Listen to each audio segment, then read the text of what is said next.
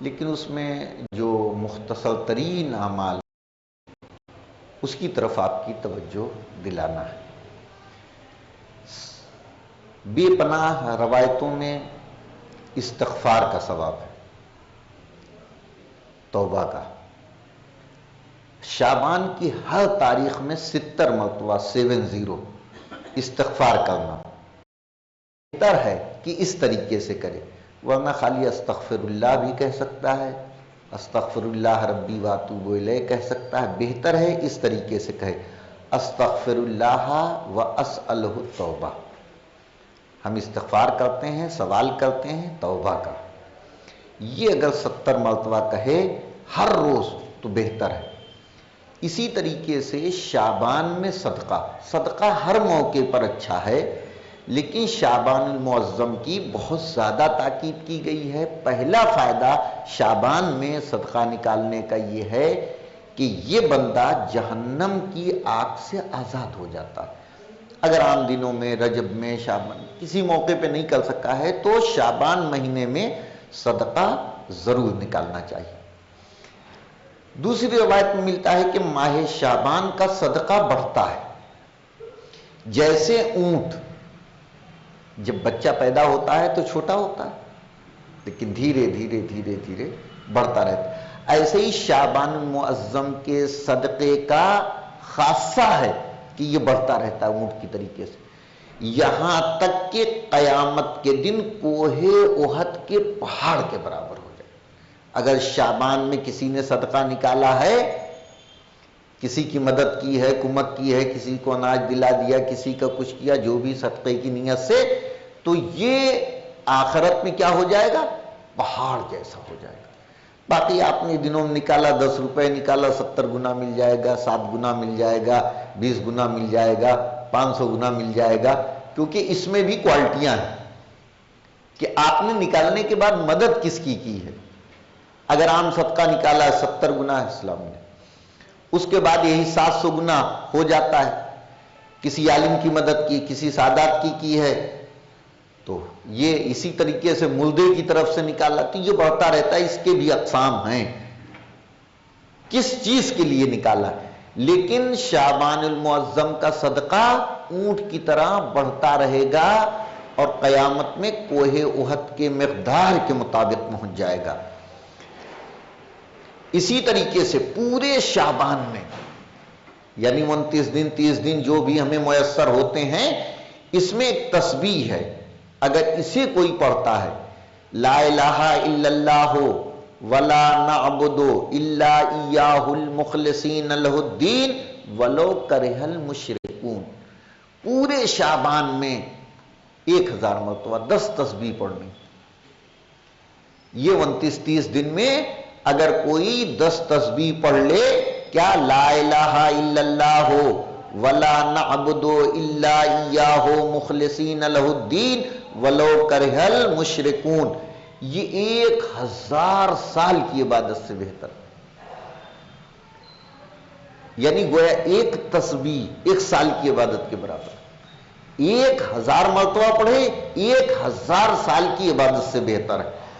اب بتائیے انسان 50 سال 60 سال 100 سال جیتا ہے، لیکن اگر یہ 30 دن میں تھوڑا سا وقت نکال کے ایک تسبیح پڑھ لی، پھر کبھی یاد آیا دن میں فرصت ہے پھر پڑھ لی، 10 تسبیح فقط پڑھنا 1000۔ اسی طریقے سے یہ جو اس کے گرووار ہیں، پنجشنبہ شعبان کے، پنجشنبے کو 2 رکعت نماز پڑھے حمد اور توحید، یعنی اس میں 50-50 مرتبہ ہر رکعت میں سورہ توحید کا پڑھنا ہے، سلام کے بعد 100 مرتبہ صلوات پڑھے، اس کی تمام دنیاوی حاجتوں کو پورا کر دے گا۔ جو بھی اس کی، کسی کو مکان چاہیے، کاروبار چاہیے، کوئی مشکل ہے، رشتہ ہے، کچھ بھی ہے تو اس کی حل کر دے گا۔ صرف پنجشنبے کو یہ وارد ہے، گرووار کو 2 رکعت نماز، یعنی ہر رکعت میں سورہ حمد کے بعد 50 مرتبہ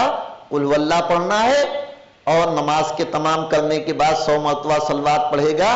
اگر یہ پڑھ لیتا ہے تو پروردگار دنیا کی تمام حاجتیں، ایسا نہیں خالی ایک ہی ہوگی، جو بھی ہماری 2 4 6 10 ہیں اس کو پورا کر دے گا۔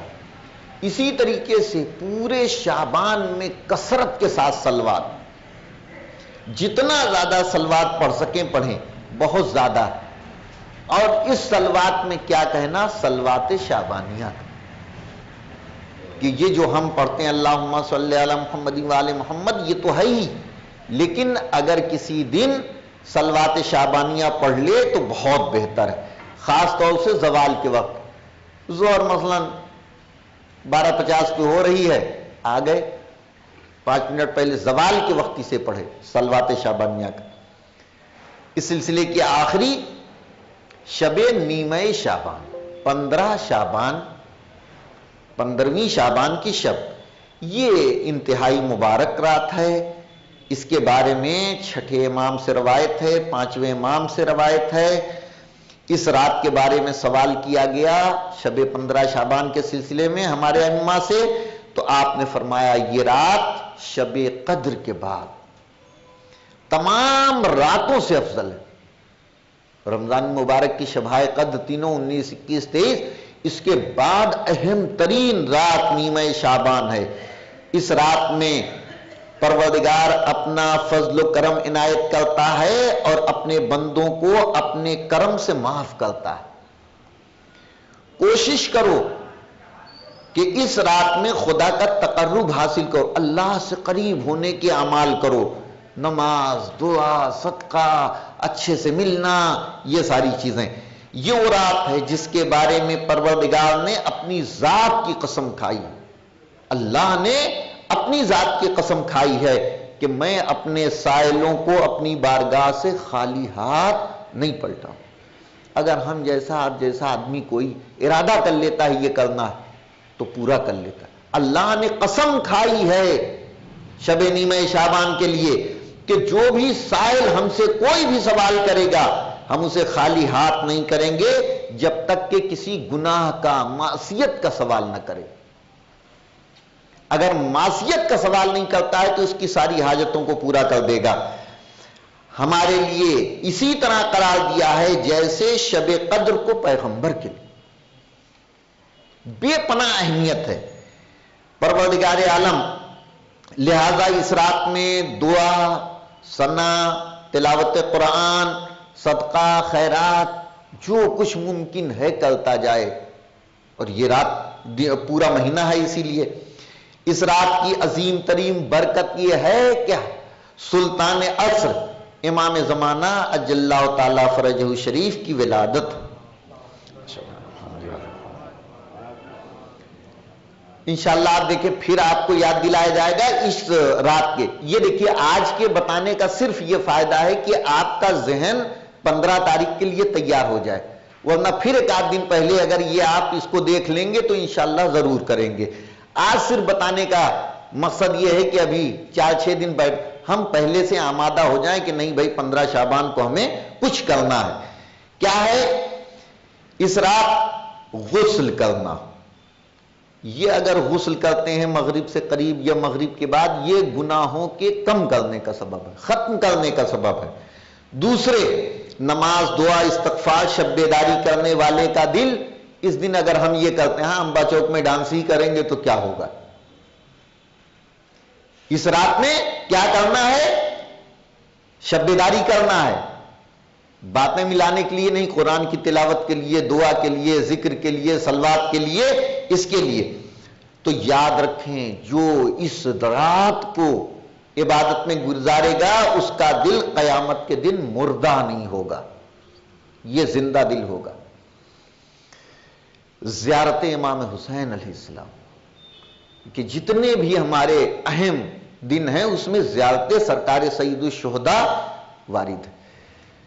زیارت جو شخص بھی 15ویں شعبان کی شب میں زیارت امام حسین علیہ السلام پڑھے گا 1,24,000 پیغمبروں سے مصافحہ کرے گا. ایک گنہگار سے مصافحہ کرتا ہے تو پروردگار اس کے گناہوں کو معاف کر دیتا ہے. چیئے جائے کہ 1,24,000 نبیوں سے مصافحہ کر، بہت بڑا مقام ہے. ہماری زندگی میں یہ موقع آ رہا ہے، اس دن زیارت امام حسین ضرور پڑھنا چاہیے. زیارت امام حسین بجا لائے، جو بھی اس دن بجا لائے گا، جہاں 1,24,000 نبیوں کا ثواب ملے گا، وہیں پر ایک حج اور ایک عمرے کا ثواب ملے گا۔ اور اگر حرم سرکار سید الشہداء میں ہے تو کیا کہیں۔ لیکن ہم یہاں سے بھی ان چیزوں کو حاصل کر سکتے ہیں۔ اسی شب دعائے کمیل بھی وارد ہے اور اس کو بھی شب پڑھنا چاہیے۔ اسی طریقے سے اور بہت ہی آسان ہے تسبیحات اربع کا پڑھنا، سبحان اللہ والحمد للہ ولا الہ الا اللہ واللہ اکبر۔ اگر کوئی 15ویں کی شب میں 100 مرتبہ یہ تسبیح پڑھتا ہے، ایک تسبیح پڑھنا ہے 100 مرتبہ، تسبیحات سبحان اللہ والحمد للہ ولا الہ الا اللہ واللہ اکبر، پروردگار اس کے گناہوں کو معاف کر دے گا اور اس کی حاجتوں کو پورا کر دے گا۔ اسی لیے جو آسان ترین عمل تھے شعبان کے، وہ آپ کی خدمت میں، اور اس شب کے، کہ جو بہت آسانی سے ہر کوئی کر سکے۔ لہذا دعا کرتے ہیں پروردگار ہم سب کو اہل بیت کی سیرت پہ چلنے کی توفیق عنایت فرما، مزارات مقدسہ کی حفاظت فرما، ہمارا خاتمہ خیر پر فرما، ہمیں آل محمد کی شفاعت نصیب فرما، امام زمانہ کے ظہور میں تعجیل فرما، ہم سب کو ان کے ایوان انصار میں شمار فرما، وتقبل منا۔ جزاک اللہ۔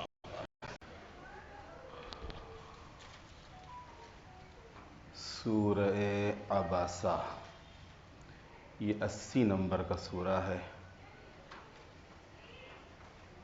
اور اس کی 42 آیتیں ہیں۔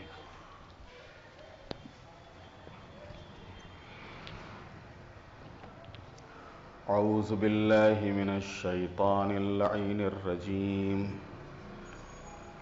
بسم اللہ الرحمن الرحیم۔ عبس وتولى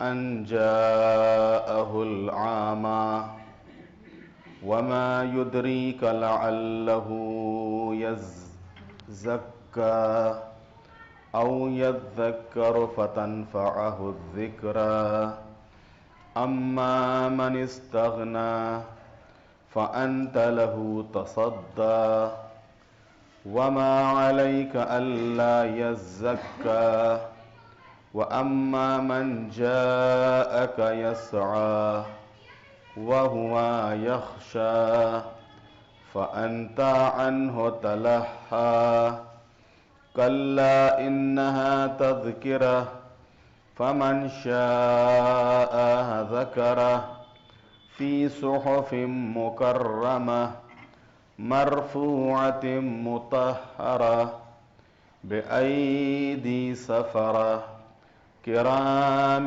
بررة قتل الإنسان ما أكفره من أي شيء خلقه من نطفة خلقه فقدره ثم السبيل يسره ثم أماته فأقبره ثم إذا شاء أنشره كلا لما يقض ما أمره فلينظر الإنسان إلى طعامه أنا سببنا الماء سبا ثم شققنا الأرض شقا فأنبتنا فيها حبا وعنبا وقضبا وزيتونا ونخلا وحدائق غلبا وفاكهة وأبا متاعا لكم ولأنعامكم فإذا جاءت الساخة يوم يفر المرء من أخيه وأمه وأبيه وصاحبته وبنيه لكل امرئ منهم يومئذ شان يغنيه وجوه يومئذ مسفرة ضاحكة مستبشرة ووجوه يومئذ عليها غبرة ترهقها قترة أولئك هم الكفرة الفجرة صدق اللہ العلی العظیم۔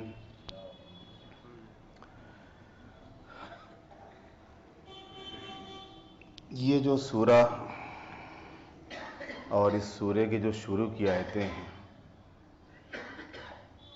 اس کے متعلق ملتا یہ ہے کہ یہ جو عبسا و تولا ان جاءہ الاعمی، اس نے منہ پسور لیا، اپنا منہ بنا لیا اور پیٹھ پھیر لی کہ ان کے پاس ایک نابینا آ گیا۔ اس سلسلے میں عرض کر دوں کہ اہل سنت کے بعض مفسرین نے اس سے رسول اللہ کو مراد لیا کہ یہ رسول کو اللہ نے کہا کہ دیکھو ایسا نہ کیا کرو، اور اگر کوئی نابینا آئے تو اس کو دیکھ کے منہ نہ بنایا کرو اور ذرا سا اچھے سے اس سے بات کیا کرو۔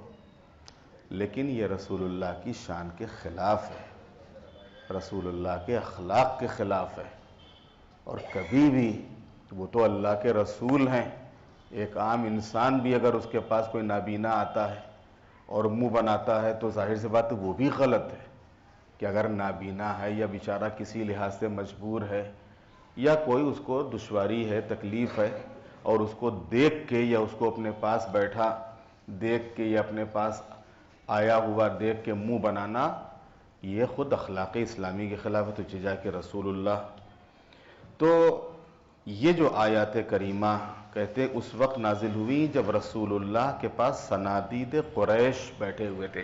یہ قریش کے بڑے بڑے لوگ، یہ سب رسول اللہ کے پاس آئے تھے اور آپ انہیں دعوت اسلام دے رہے تھے، اور یہ لوگ رسول اللہ سے ان کے دین کے متعلق سوال کر رہے تھے کہ آپ کا اللہ کیسا ہے، اور پھر وہ کہاں رہتا ہے، پھر وہ کتنا بڑا ہے، یہ سب سوال کر رہے تھے رسول اللہ سے، اور رسول اللہ اپنے دین کے متعلق ان کو بتا رہے تھے کہ دیکھو ہمارا دین کیا ہے، اللہ کون ہے، اللہ کیسا ہے، دوسرے یہ کہ میں اس کی طرف سے نبی بن کر آیا ہوں، اس کے علاوہ دیکھو یہ دنیا ہی سب کچھ نہیں ہے، آخرت بھی ہے، اور اس طریقے سے قیامت آئے گی اور اس دن سب کو دوبارہ اٹھایا جائے گا اور ان کا حساب اور کتاب ہوگا، وغیرہ وغیرہ۔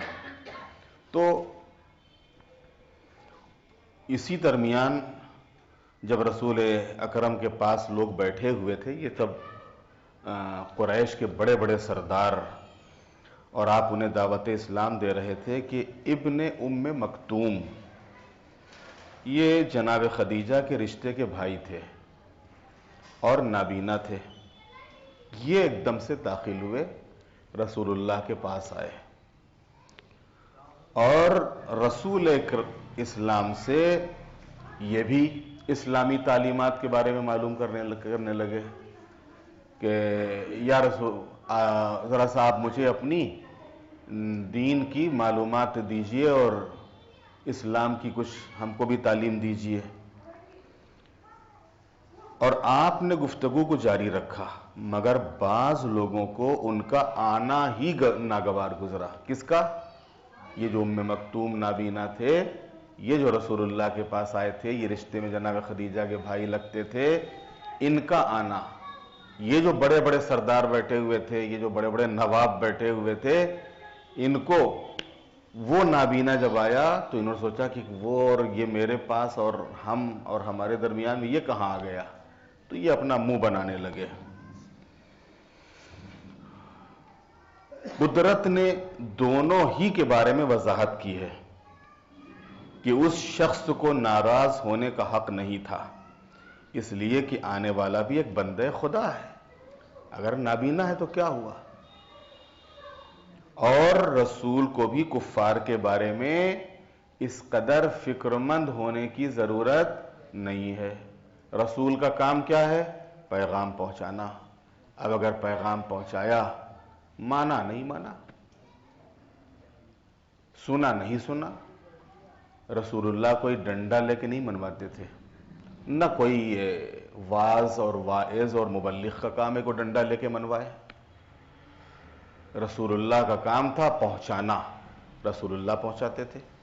رسول اللہ کی سیرت پر چلتے ہوئے اس غیبت کے زمانے میں بھی تمام مبلغین اور تمام واعظین کا کام کیا ہے؟ سمجھانا، بتانا، پیغام پہنچانا، ڈنڈا لے کے منوانا کام نہیں ہے، وہ کام جماعت کا ہے، وہ مولوی کا کام نہیں ہے۔ مولوی کا کام کیا ہے؟ بتا دینا، سمجھا دینا، راستہ دکھا دینا۔ اب کون راستے پہ چل رہا ہے، کون نہیں چل رہا ہے، کون مان رہا ہے، کون نہیں مان رہا ہے، یہ کام مولوی کا نہیں ہے۔ یہ کام کس کا ہے؟ آپ تھوڑے بولیں گے آپ جی، مائی باپ خالی کہنے کے تھے، دھیان رکھے اولاد بھی تو اس کی سنے۔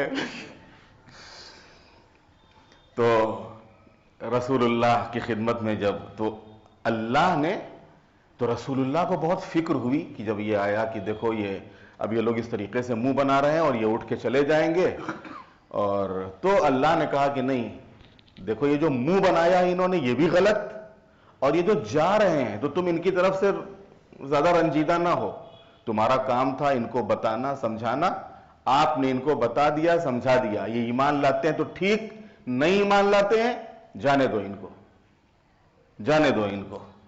اس موقع پہ یہ آیت نازل ہوئی تھی۔ اہل سنت نے یہاں کے اوپر بعض مفسرین نے، اہل سنت کے سب نے نہیں، بعض مفسرین نے یہاں کے اوپر خود رسول اللہ کی نسبت یہ دے دی کہ نہیں، خود رسول اللہ نے یہ عمل انجام دیا تھا، الیاذ باللہ، توبہ توبہ، اور رسول اللہ کے سلسلے میں یہ آیتیں نازل ہوئی۔ لیکن جیسا کہ میں نے عرض کیا کہ یہ رسول اللہ کی اخلاق کے خلاف ہے، رسول اللہ کی سیرت کے خلاف ہے، رسول اللہ کی شان کے خلاف ہے۔ تو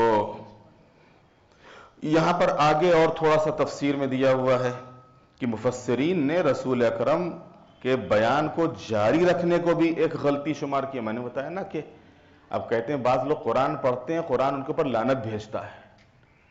وہ لعنت کب بھیجتا ہے؟ جب وہ قرآن مجید کی آیتوں کو یا تو صحیح سے تلاوت نہیں کرتے ہیں یا پھر اس کا غلط مفہوم نکال لیتے ہیں۔ آیت میں مقصد کیا ہے، مطلب کیا ہے اللہ کا، اور وہ اپنا مطلب اور اپنے مقصد نکال لیتے ہیں۔ تو مفسرین نے رسول اکرم کو بیان جاری رکھنے کو بھی غلطی شمار کیا، جبکہ یہ انتہائی عجیب و غریب بات ہے۔ دین اسلام کی تبلیغ میں ایک مورد کو دوسرے مورد پر مقدم رکھنا اور اہم کو غیر اہم سے آگے بڑھا دینا کسی طرح کی کوئی غلطی نہیں ہے۔ اب یہ کام خدا کا ہے کہ وہ اس ذمہ داری کو معاف کر دے کہ فلاں مقام پر زیادہ زحمت نہ کی جائے اور فلاں مقام پر محنت کی جائے۔ یہ بندے کے اختیار کی بات نہیں ہے، اسے تو اپنی تکلیف شرعی پر بہرحال عمل کرنا ہے۔ حقیقت حال یہ ہے کہ تیوریاں چڑھا کر منہ پھیر لینے والا شخص رسول اکرم کے علاوہ کوئی دوسرا ہے، جیسا کہ بعض روایتوں میں عثمان کا نام بتایا گیا ہے کہ جنہوں نے منہ بنایا تھا وہ کون تھے؟ عثمان صاحب تھے۔ یہ آئے ہوئے تھے اپنے قبیلے اور اپنے ان کے لاہور لشکر کے ساتھ، رسول اللہ کے پاس بیٹھے ہوئے تھے، اور جب یہ نابینا آیا تو ان صاحب نے دیکھتے ہی منہ بنایا۔ اور بعض میں بنی امیہ کے ایک آدمی کا نام ہے کہ یہ بنی امیہ ہی میں سے ایک شخص تھا کہ جس نے اس نابینا کو آتا دیکھ کر منہ بنایا تھا، اس کا رسول اکرم سے کوئی تعلق نہیں ہے۔ اور شاید بنی امیہ نے اپنے خاندان کی پردہ پوشی کے لیے آیت کا رخ رسول اللہ کی طرف موڑ دیا، یعنی اپنے خاندان کو بچانے کے لیے کتنا بڑا ظلم ہے رسول اللہ کے اوپر، کہ اپنے خاندان کو بچانے کے لیے اس کو رسول اللہ کی طرف موڑ دیا کہ نہیں، یہ ہمارے لیے نہیں، یہ رسول اللہ کے لیے آیت ہے۔ اور ان کو اللہ نے کہا ہے کہ دیکھو جب کوئی تمہارے پاس آئے تو منہ نہ بناؤ۔ تو اس نے منہ پسور لیا، پیٹ پھیر لی، ان کے پاس ایک نابینا آ گیا، اور تمہیں کیا معلوم، شاید وہ پاکیزہ نفس ہو جاتا۔ وہ جو آیا تھا جس کو تم نے کہا کہ نہیں چلے جاؤ یہاں سے، اور ہم لوگ ابھی بات کر رہے ہیں، تم ہمارے درمیان میں کہاں آ گئے اور ہمارے بیچ میں کہاں آ گئے، شاید وہ پاکیزہ نفس ہو جاتا، یا نصیحت حاصل کر لیتا تو وہ نصیحت اس کے کام آ جاتی۔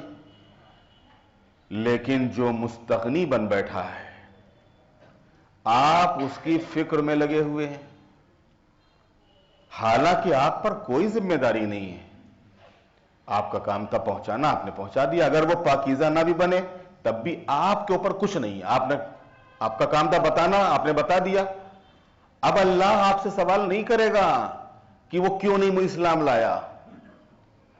لیکن جو آپ کے پاس دوڑ کر آیا ہے اور وہ خوف خدا بھی رکھتا ہے, آپ اس سے بے رخی کرتے ہیں. دیکھیے قرآن ایک نصیحت ہے, جس کا جی چاہے قبول کر لے. یہ باعزت صحیفوں میں ہے جو بلند و بالا اور پاکیزہ ہے. ایسے لکھنے والوں کے ہاتھوں میں ہیں جو محترم اور نیک کردار ہیں. انسان اس بات سے مارا گیا کہ کس قدر, اب یہاں تک تو وہ ایک موضوع تھا, اب یہاں سے آیت کا انداز اور سورہ کا انداز بدل گیا. اب یہ دوسرا ایک الگ موضوع ہے. انسان اس بات سے مارا گیا کہ وہ کس قدر ناشکرا ہے.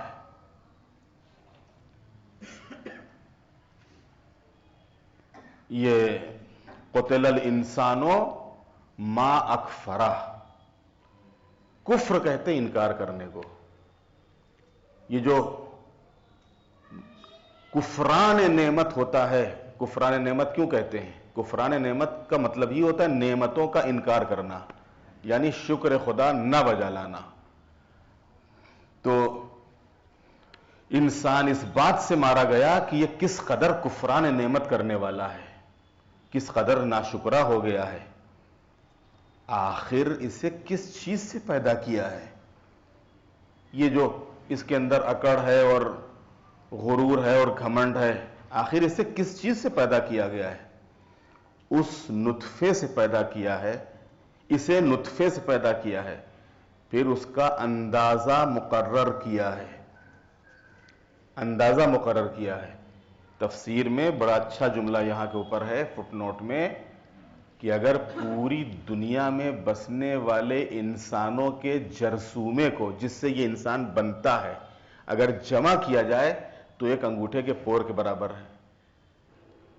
پورے یعنی اول تا آخر اگر پوری انسانیت کے جرثوموں کو جمع کر لیا جائے تو ایک پور سے زیادہ نہیں ہے. اتنے باریک ہیں کہ آپ کو نظر نہیں آتے. اگر ان کو سب کو آپ جمع بھی کر لیجئے نا تو ایک انگوٹھے سے زیادہ نہیں ہوں گے. پوری کائنات کے, پوری دنیا کے انسان. نہیں معلوم کہ آپ سمجھے کہ نہیں سمجھے اس جملے کو اور اس اشارے کو. جی جی, اب بہرحال اگر کوئی نہ سمجھ میں آئی ہو تو بعد میں معلوم کر لیجئے گا سوال پہ.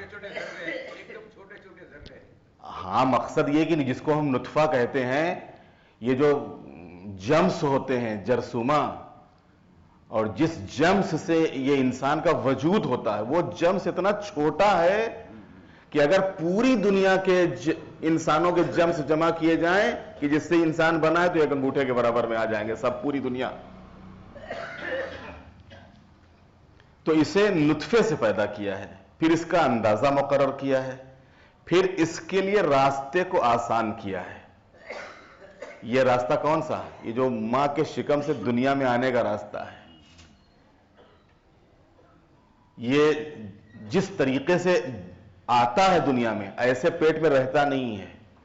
یہ بھی قدرت کا کمال ہے کہ واقعاً جتنا انسان غور کرے ان چیزوں کے اوپر, واقعاً انسان کی خلقت کے عجائبات میں سے یہ ہے کہ وہ ابتدا میں یعنی شروع میں اس قدر مختصر جرثومہ ہے کہ اگر سارے انسانوں کا وہ ابتدائی وجود یعنی شروع کا جو وجود اگر جمع کر لیا جائے تو ایک انگلی کے پور سے زیادہ نہ ہوگا. دوسرا عجوبہ کیا ہے انسان کا؟ دوسرا عجوبہ یہ ہے کہ وہ وقت ولادت تک رحم میں, رحم کہتے ہیں شکم کو, رحم میں سیدھا رہتا ہے, لیکن جب ولادت کا وقت آتا ہے تو الٹا ہو جاتا ہے. ولادت کے وقت تک پیر نیچے ہوتے ہیں, سر اوپر ہوتا ہے, لیکن جیسے ہی ولادت کا وقت ہوتا ہے سر نیچے آ جاتا ہے, پیر اوپر چلے جاتے ہیں. اب یہ کون ہے؟ یہ جو کوئی نہ کوئی تو ہے کہ جو یہ سب حرکت کر رہا ہے اور اس کو حرکت دے رہا ہے اور حرکت کروا رہا ہے اس سے, اور اس کے اوپر کوئی نہ کوئی تو حاکم ہے. تو اللہ کہہ رہا ہے کہ اسے نطفے سے پیدا کیا, پھر اس کا اندازہ مقرر کیا, پھر اس کے لیے راستے کو آسان کیا، پھر اسے موت دے کر دفنا دیا۔ جہاں ایک طرف یہ ساری چیزیں کہاں کہاں کتنے مرحلوں سے گزر کے دنیا میں انسان آیا تھا، اور اب اس کے بعد اس کو موت آئی، اور موت آئی تو اس کے بعد کیا کیا؟ دفنا دیا۔ پھر جب چاہا دوبارہ زندہ کر کے اٹھا لیا۔ قیامت کے دن کا کسی کو پتہ نہیں ہے، تو اللہ کے علم میں ہے کہ جب چاہے گا وہ قیامت آئے گی، یہ یقینی ہے، اور جب آئے گی تو وہ سب کو دوبارہ اٹھائے گا، سب کو دوبارہ زندہ کرے گا۔ ہرگز نہیں، اس نے حکم خدا کو پھر جب چاہا تو دوبارہ زندہ کر کے اٹھا لیا، ہرگز نہیں اس نے حکم خدا کو بالکل پورا نہیں کیا ہے۔ یہ پھر انسان کی طرف آ گئے۔ ذرا انسان اپنے کھانے کی طرف تو نگاہ کرے، جو انسان کھاتا ہے، کھانا، اس کھانے کی طرف تو نگاہ کرے۔ بے شک ہم نے پانی برسایا ہے، پھر ہم نے زمین کو شگافتہ کیا ہے۔ بھائی زمین سوکھی ہوتی ہے، زمین جب سوکھی ہوتی ہے تو آپ اس پر بیج ڈالیے تو کیا ہوگا؟ نہیں اگے گا۔ اللہ نے کیا کیا؟ اللہ نے کیا کیا؟ پانی برسا دیا۔ اس پانی برسانے کے نتیجے میں کیا ہوا؟ زمین نرم پڑ گئی۔ اب جب زمین نرم پڑی، آپ نے دانہ ڈالا، اگایا دانہ۔ تو ذرا انسان اپنے کھانے کی طرف تو نگاہ کرے۔ بے شک ہم نے پانی برسایا ہے، پھر ہم نے زمین کو شگافتہ کیا ہے، پھر ہم نے اس میں دانے پیدا کیے ہیں اسی زمین سے۔ ابھی 1 مہینہ پہلے اس میں آپ کچھ بھی ڈال دیتے کچھ نہ ہوتا، ابھی آپ جو ڈالیے وہ ہو جائے گا۔ اور انگور اور ترکاریاں، جہاں ایک طرف پھل ہیں، بھائی جو لوگ باغ اور واڑی وغیرہ سے تعلق رکھتے ہیں وہ جانتے ہیں کہ جب بارش کا موسم ہوتا ہے، بارش کا موسم جاتا ہے تو اس کے بعد اب درخت لگانا شروع کرتے ہیں۔ کیوں؟ کہ بھائی یہ موسم جو ہے یہ پیڑ کے اگنے کے لیے بہت مناسب وقت ہے۔ اگر ہم گرمی کے موسم میں پیڑ لگائیں گے تو یہ بڑھ پائے گا کہ نہیں بڑھ پائے گا کوئی گارنٹی نہیں، لیکن اگر بارش کے موسم میں پیڑ لگایا جائے گا تو زمین نرم ہوتی ہے، دھیرے دھیرے بارش وقتاً فوقتاً ہوتی رہتی ہے، اس کو پانی ملتا رہے گا، جڑ مضبوط ہو جائے گی، اب اس کے بعد اس کو کوئی پرابلم نہیں ہوگا اور یہ درخت اگائے گا۔ تو یہ سب مرحلے کس نے رکھے ہیں؟ یہ مرحلے انسان کے بنائے ہوئے تھوڑے ہیں۔ انسان تو خالی ان مرحلوں سے فائدہ اٹھاتا ہے، مرحلے تو بنائے ہوئے اللہ کے ہیں۔ یہ گرمی کا موسم ہے، یہ بارش کا موسم ہے، یہ سردی کا موسم ہے، یا علاقوں کے لحاظ سے اللہ نے موسم بانٹ دیے ہیں، ایریوں کے لحاظ سے موسم بانٹ دیے ہیں۔ بعض ایسے ایریے ہیں اسی دنیا میں کہ 3 مہینے تک وہاں سورج ہی نہیں نکلتا ہے، رات ہی رہتی ہے، اور ان کا سب کام کاج بھی اسی رات میں ہوتا ہے۔ 3 مہینے کے بعد پھر اب وہ سورج برآمد ہوتا ہے، وہ دن ان کا عید کا دن ہوتا ہے، بھائی آج سورج کی کرن دکھے گی، آج پہلی کرن دکھے گی آج۔ اب اس دن پورا جو ہے وہ شہر، پوری جتنی آبادی ہے وہ باہر آتی کہ آج ہمارے لیے عید کا دن ہے، آج سورج باہر آنے والا ہے۔ بعض ایسے علاقے ہیں جہاں 4 مہینے دن ہی رہتا ہے، یا اسی طریقے سے بعض ایسے مہینے ہیں کہ جہاں پر سال بھر بارش ہوتی رہتی ہے، بعض علاقے ایسے ہیں کہ جہاں کے اوپر سال بھر ٹھنڈی رہتی ہے اور برف میں ڈھکے رہتے ہیں سب۔ بعض ایسے علاقے ہیں کہ جہاں کے اوپر نہ بارش ہوتی نہ ٹھنڈی آتی، گرمی ہی گرمی ہے، اور اسی علاقے کے لحاظ سے اللہ نے وہاں کی زندگی رکھی ہے۔ یہ بھی کمال ہے، ایک ہی یعنی آپ اسی زمین کے اوپر آپ مختلف قسم کی چیزیں دیکھیں گے، جہاں ایک طرف یہ ہے کہ اللہ بارش برساتا ہے، بارش سے بعد زمین نرم ہوتی ہے، زمین نرم ہو کے اس میں دانہ اگتا ہے۔ وہیں اگر کہیں کسی علاقے میں اگر آپ علاقے کے لحاظ سے، ایریے کے لحاظ سے اگر فرق محسوس کریں تو وہاں اللہ نے ویسا انتظام کر دیا ہے۔ تو پھر ہم نے اس میں سے دانے پیدا کیے، انگور اور ترکاریاں پیدا کی، زیتون اور کھجور نکالے، اور گھنے گھنے باغ اسی زمین سے اور اسی بارش کی وجہ سے، اور میوے اور چارہ ظاہر سی بات اگر زمین میں گھاس پھوس نہ ہو تو یہ جانور کیا کھائیں گے؟ اگر چارہ نہ اگے یا یہ کسان چارہ نہ اگائیں تو جانور کیا کھائیں گے؟ ہم نے اسی زمین سے چارہ اگایا ہے. یہ سب تمہارے اور تمہارے جانوروں کے لیے سرمایہ حیات ہیں. تمہارے لیے بھی زندگی کا ذریعہ ہے اور تمہارے جانوروں کے لیے بھی یہ سب کیا ہے؟ زندگی کا ذریعہ ہے، سرمایہ حیات ہے. پھر جب کان کے پردے پھاڑنے والی قیامت آ جائے گی. یہ دیکھیے اب انداز پھر بدل گیا یہاں پہ. اب ایک مرتبہ شروع میں جو رسول اللہ کے دور کے حالات تھے اور جو ذکر تھا اس کا بیان ہوا، نابینا کے آنے کا. اس کے بعد رسول اللہ کے سلسلے میں خود رسول اللہ کو خطاب ہوا کہ آپ کا کام پہنچانا ہے، پہنچانے کی بنیاد پہ مان جاتے ہیں ٹھیک، نہیں مانتے ان کو ان کے حال پہ چھوڑ دیجئے، آپ اس سے رنجیدہ نہ ہوئیے. اس کے بعد پھر زمین اور زمین میں پیدا ہونے والی چیزیں اور بارش اور یہ چارہ اور یہ دانہ اور یہ کھانا اور یہ پینا اور یہ زندگی اور خود انسان کا دنیا میں وجود میں آنا وغیرہ وغیرہ. اب اس کے بعد پھر موت آ گئی اور موت کے بعد انسان دفن بھی ہو گیا وغیرہ وغیرہ. اس کے بعد پھر اب قیامت، پھر قیامت کا بیان.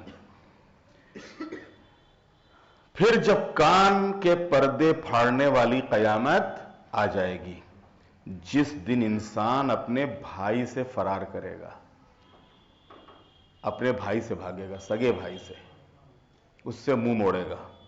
اور نہ صرف بھائی سے، ماں باپ سے بھی. اسی سورے کی آیت ہے، پہلے بھائی کا ذکر ہے، اس کے بعد پھر ماں باپ کا ذکر ہے. انسان اس دن کیا کرے گا؟ بھائی سے بھاگے گا، ماں باپ سے بھاگے گا. سب ایک دوسرے کو پکار رہے ہوں گے، کوئی کسی کے لیے تیار نہیں ہوگا مدد کرنے کے لیے. اور بیوی اور اولاد سے اب بچے ہی کون؟ سب تو ہو گئے. جتنوں سے امید تھی، جتنوں سے آس تھی، سب کو پکار لیا. اللہ کہہ رہا ہے سب چھوڑ دیں گے، کوئی تمہاری آواز کو نہیں سنے گا اور کوئی تمہاری مدد کے لیے نہیں آئے گا. اس دن ہر آدمی کی ایک خاص فکر ہوگی جو اس کے لیے کافی ہوگی. یہ خاص فکر کیا ہوگی؟ خاص فکر ہوگی کیسے نجات حاصل کرے. اب اسی طریقے سے دوسرے سوروں میں اس کا ذکر ہوا ہے کہ یہاں تک کہ انسان کہے گا کہ اچھا معبود، یہ میرے بچوں کو تو لے لے لیکن مجھے چھوڑ دے، یہ میری بیوی کو لے لے تو چھوڑ دے، ہم کو اس کو جہنم میں ڈال دے، اس کے بدلے میں ہم کو جنت میں کر ڈال. یہ ہمارے ماں باپ کو قیامت کے دن انسان کہے گا ان کو تو جہنم میں ڈال لیکن ہم کو بچا لے، ہم کو بچا لے. یہاں تک کہ اپنے دوست احباب، پورے گھر بار اور جو کچھ ہمارے اختیار میں تھا سب، آواز آئے گی یہاں تمہارے اختیار میں ہے ہی کیا ہے؟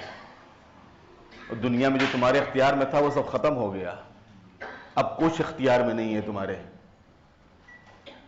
لہذا اب جو تمہارے اعمال ہیں، تمہارا ایمان ہے، وہی بس ہے تمہارے ساتھ، اور اسی ایمان اور اسی عمل کے مطابق تمہارا حساب ہوگا. نہ تو ماں کا عمل، نہ باپ کا عمل، نہ بھائی کا عمل، نہ دوست احباب، عزیز اقربا اور کسی کا عمل. جو تم لے کر آئے ہو یہی بس. اور اس دن ہر آدمی کی ایک خاص فکر ہوگی جو اس کے لیے کافی ہوگی. اس دن کچھ چہرے روشن ہوں گے، کھلے ہوئے ہوں گے. ظاہر سی بات ہے کہ جب انسان کو انعام ملتا ہے یا انسان کو اپنا نتیجہ معلوم ہوتا ہے تو اس دن انسان معلوم ہوتا ہے کہ آج نتیجہ آنے والا ہے اور ہم کو تو کامیابی ملنے والی ہے ہی ہے، اور ہم کو تو ایوارڈ ملنے والا ہے ہی ہے، اور ہمارا تو آج نام پکارا جانے والا ہے ہی ہے. پتہ ہی ہے تو انسان خوش کیوں نہیں ہوگا کہ ہم کو تو آج ایوارڈ ملے گا، ہم تو آج ابھی نام پکارا جائے گا ہمارا.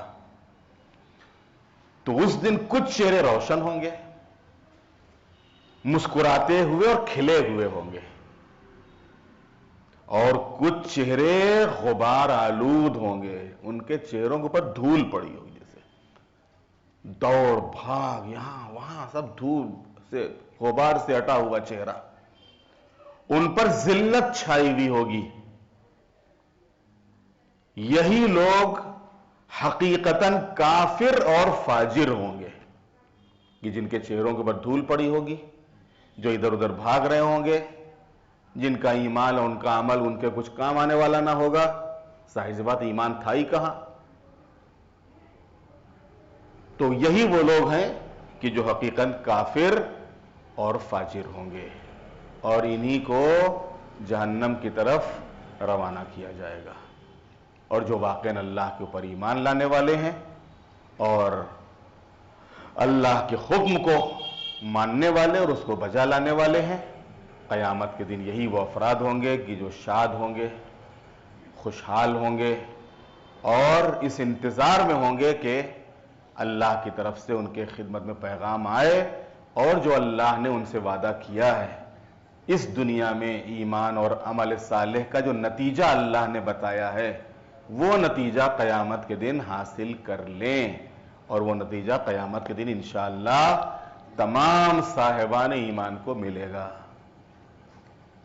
اب ایمان کے بھی درجے ہیں اور عمل کی بھی درجے ہیں. جس کا ایمان جیسا ہوگا، جس کا عمل جیسا ہوگا، اسی کے لحاظ سے اس کو انشاءاللہ قیامت کے دن نجات ملے گی. کوئی سوال تو نہیں آپ لوگوں کا؟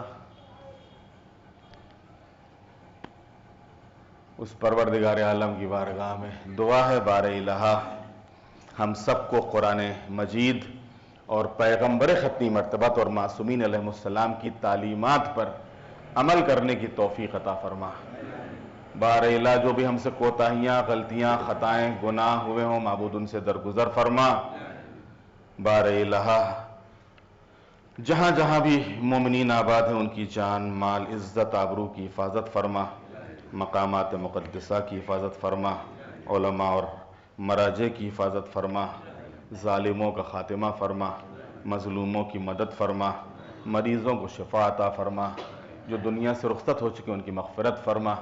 مولا امام زمانہ علیہ السلام کے ظہور میں تعجیل فرما، اور ہم سب کو امام کے غلاموں اور ان کے ناصروں میں شمار فرما. آپ حضرات سے گزارش ہے کہ ایک مرتبہ سورہ حمد کی تلاوت فرما کر اس درس میں جو حضرات موجود ہیں ان کے مرحومین اور وہ تمام ہمارے علماء اور مجتہدین اور تمام مومنین جو آج ہمارے درمیان میں نہیں ہیں اور اللہ کو پیارے ہو چکے ہیں، ان سب کی ارواح کو بخش دیں. مالک یوم الدین